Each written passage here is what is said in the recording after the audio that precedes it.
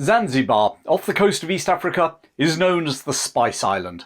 In 2019, over 500,000 tourists headed to this jewel in the Indian Ocean for its crystal waters and sandy beaches.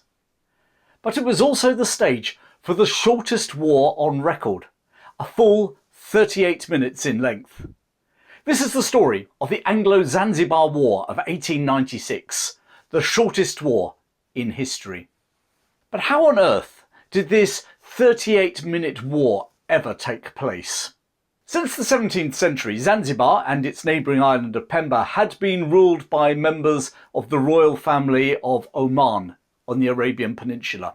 In the 1860s, Zanzibar had broken away under their own Omani sultans, but the ties with Arabia had remained strong, not merely due to family connections, but because Zanzibar was a major trading partner with Arabia. It was the world's major producer of cloves, hence the Spice Island nickname, and also provider of East African ivory. But above all, it was the main hub of the East African slave trade to Arabia. With all the media attention that focuses on the transatlantic slave trade, it is sometimes forgotten that slavery was practiced elsewhere in the world, with little input from Europeans. And slaves had been traded from East Africa to Arabia, North Africa and the Ottoman Empire for nearly 1,000 years. Zanzibar had become the centre of this Arab-run slave trade in East Africa. Arab raiding parties ventured over 1,000 miles into East and Central Africa to both capture and trade slaves. And whilst not on the scale of the transatlantic slave trade, the Arab slave trade through Zanzibar was sizable, some estimates putting the figure at something like 40 to 50,000 slaves per year passing through the island's slave markets. And this made the Arab elite from Oman, who ruled the island, extremely wealthy. The royal palace in the capital, Stone Town, was a testament to this wealth. Facing the harbour front, the palace featured elevated walkways that connected various buildings together and was known as the Palace of Wonders. The Palace of Wonders was a residence and an administrative centre, certainly not a fortification, and after all, there was no need to have a fortress on the island. The local slave population were cowed, Zanzibar controlled the East African mainland, and the only Europeans whom they really dealt with, the British, were friendly enough, even though they were vehemently against the slave trade. Following the abolition of the slavery in the British Empire back in the 1830s, the newer generations of Britain were on a moral crusade against slavery. Rather like a reformed smoker, the British had now taken a very vocal and muscular position as champions of the world's anti-slavery movement. The Royal Navy's West Africa Squadron tightened the screws on the transatlantic slave trade, and now with missionaries such as David Livingstone leading the call, Britain was turning its attention to the other side of Africa. And it was on this moral crusade, as much as any trade or land, that brought Britain to Zanzibar, centre of that East African Arabian Peninsula slave trade. Growing pressure from Britain led to the Sultans curtailing the trade, although thousands of black slaves still worked on the clove plantations on Zanzibar Island. And just because the Sultans were towing the British line on slavery didn't mean that all Zanzibari Arabs were. Slave traders such as Tipu Tip were leading expeditions over 1,000 miles inland to modern-day Congo to capture slaves for the Arabian slave market. Ships of the Royal Navy were playing a game of cat and mouse with slavers who were still secretly plying their trade across the Indian Ocean. But beneath the lofty moral high ground, Britain had other interests at play too. As the colonial scramble for Africa intensified, Britain started to become concerned with German ambitions in East Africa in general, and in Zanzibar in particular. The Germans were already seizing lands on the mainland Africa, which had previously been claimed by Zanzibar in what is now Tanzania. The obvious next step for Kaiser Wilhelm was to take control of Zanzibar itself. Not only did this German interest threaten Britain's paramount position in Zanzibar, but it could also deny them opportunities on the mainland in East Africa too. And so in 1890, as part of high international diplomacy, the Germans and British signed the Heligoland-Zanzibar Treaty. By that treaty, Britain ceded the North Sea island of Heligoland to Germany, done a video about that in the past, and they recognised their control of German East Africa, modern-day Tanzania. In return, Germany recognised British control of what was to become Kenya, and accepted that Zanzibar was in the British sphere of influence. The British now strong-armed the Sultan of Zanzibar to accept British protection. In theory, this meant that Zanzibar remained independent, but could rely on British military support, not least versus Germany. In reality, what it actually meant was that Britain was able to exert considerable influence in the running of the state, without actually having to spend very much money there. Obviously, this required the acquiescence of the Sultan, and to ensure that that happened, as part of the Protection Treaty, Zanzibar agreed that Britain should have a veto on who sat on the throne. Which brings us to the shortest war in history. On the morning of the 25th of August, 1896, Sultan Hamad bin Thuwani suddenly died, aged just 29. Rumours immediately abounded that he had been poisoned by his nephew, and, well, there might have been some fire to that smoke. Because nephew Khalid Bin Barghash had been passed over the last time the throne had come up vacant, just 3 years beforehand. On that occasion, he had occupied the royal palace with his supporters in the capital, Stone Town, but had stood down after threats from the British. And now, 3 years later, here he was again, claiming the Sultanate and within a matter of hours, moving 3,000 armed supporters into the palace. The British were not best pleased, and so began the slide down the slippery path towards the shortest war in history. Why were the British not best pleased? Well, firstly, because his actions were in contravention of the 1890 treaty between the then Sultan and Britain, which gave Britain a veto on who would sit on the throne, and he'd just taken the throne himself. Secondly, because apart from those legal niceties, Khalid bin Barghash was not their preferred candidate. Why? Well, basically the 22-year-old was young, he was rash, and he was not as pliable as the British wanted. And by not pliable, I mean he wasn't as keen on abolishing slavery and the wealth that went with it as the British were. The chief British diplomat on the island, Basil Cave, ordered Khalid to stand down, just as he'd ordered him to do so 3 years beforehand. But this time, Khalid was in no mood to meekly comply to the British, and instead he gathered 3,000 armed supporters in the Palace of Wonders. The palace, as I said before, was an impressive structure, but it was most certainly a palace and not a fortification, which was a bit of a problem when there were 2 Royal Navy ships facing it from just across the harbour. HMS Philomel, a Pearl-class cruiser from the Cape of Good Hope squadron based out of Simonstown in South Africa, and a gunboat, HMS Thrush. And that evening, at the request of Cave, another Royal Navy ship, HMS Sparrow, entered the harbour. This was shaping up to be a classic example of British gunboat diplomacy, except that Khalid showed no signs of being cowed. In fact, earlier that afternoon, following his predecessor's funeral, he had actually gone and proclaimed himself Sultan.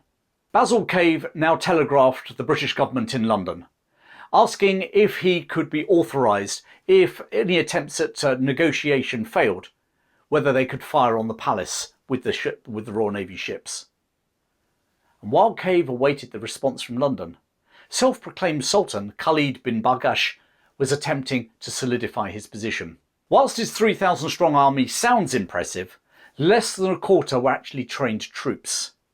Ironically, part of a palace guard that the British had encouraged the previous Sultan to establish. And whilst the majority of this 1,000 strong force had gone over to Khalid, about 400 have remained loyal to their commanding officer, British Brigadier General Lloyd Matthews, who also acted as the Sultanate's first minister. The rest of Khalid's 3,000 strong army were civilians whom he had rapidly armed from the armoury in the palace. The following day, the 26th of August, 2 more Royal Navy ships arrived at Zanzibar, HMS Raccoon, and the flagship of the Cape of Good Hope squadron itself, HMS St George, captained by Rear Admiral Harry Rawson, a veteran of the Opium Wars.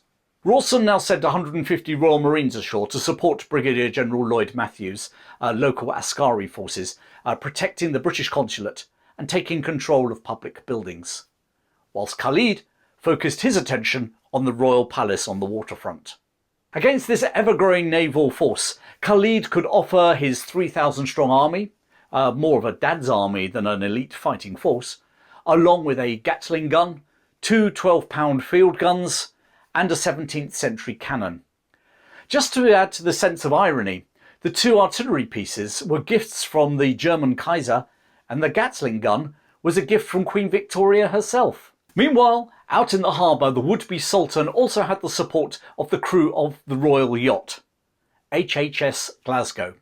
Yep, built in Britain, but now opposing the Royal Navy. On the 26th, Cave finally received a response from his government in London, authorising him to adopt whatever measures he thought necessary, in the firm knowledge that British Prime Minister Lord Salisbury would back him up. However, he was also warned to take only actions which could be accomplished successfully. In other words, don't screw up, Cave. Armed with this backing from the Imperial government, the British diplomat now turned the screw on the non-compliant Khalid, sending an ultimatum to the palace across the harbour, ordering him to leave the palace by 9 o'clock the following morning. And from Khalid, not a word. Nor any signs that he was vacating the palace either. As the sun rose on Thursday the 27th of August 1896, the people of Zanzibar nervously watched the clock ticking towards that 9 a.m. ultimatum. And then, with just an hour to go, Khalid broke his silence. He told Cave that he had no intention of hauling down his flag, and announced that he didn't believe the British would carry out their threat to fire on him. You have to take your hat off to Khalid for calling the British Empire's bluff. The only problem with that call is if your adversary is not bluffing. And as the ultimatum expired, the guns of the 5 British warships in the harbour turned on the Royal Palace. And at 9:02 a.m, the Royal Navy opened fire. Within a matter of minutes, Khalid's artillery, such as it was, had been destroyed, and the wooden palace was on fire. As his stunned supporters sought refuge amongst the confusion and smoke, Khalid and his key supporters slipped out of the palace via a side door and fled to the German consulate, leaving his supporters to fight on alone. Out in the harbour, the royal yacht, His Highness ship Glasgow, took on the Royal Navy, firing her 7 9-inch guns at the 5 British warships, who immediately returned fire. The Glasgow was hauled beneath the waterline and rapidly started to sink in the shallow waters of the harbour. Her crew ran up the Union flag as a sign of surrender, and Rawlinson ordered his ships to rescue what remained of its Zanzibari crew. Elsewhere in the harbour, HMS Thrush sank 2 Zanzibari launches whose crew were firing upon her with rifles. Back on the mainland in the palace, news of Khalid's flight raced through his army. Here they were in a burning palace which was starting to collapse, armed with rifles against warships and abandoned by their leader. They pulled down the Sultan's flag, and at 9:40 the Royal Navy warships were ordered by Rawlinson to cease firing. The Anglo Zanzibar War was over.